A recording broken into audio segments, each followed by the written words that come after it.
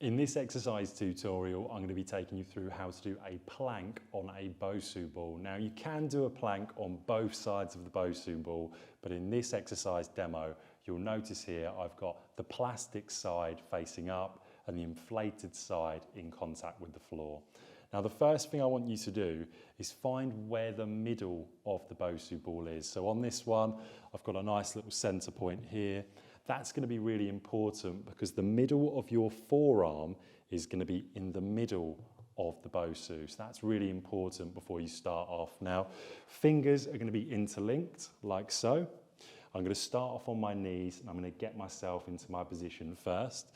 So I've got my forearms here on the Bosu ball, fingers interlinked, and what I'm going to do is try and find that position where the middle of my forearm is in contact with the middle of the Bosu ball.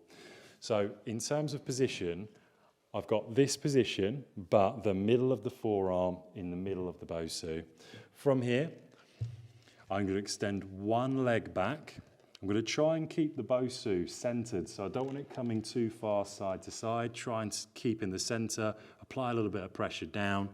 And from here, leg straight, and I want your shoulders to be directly over the position of your elbows. Now notice what I do with my feet. I'm going to bring myself onto my tiptoes, and I'm really trying to center and stabilize that Bosu ball. It's not rocking side to side, and I'm going to repeat this for my desired amount of seconds and sets. Now, once you've done, just drop the knees down.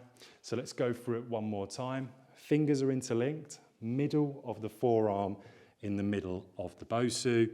From here, I bring one leg back, next leg back, on my tiptoes, and my shoulders are over or above the position of my elbows. Once I'm done, bring the knees down, and that would be how you would do a plank on one of these Bosu balls.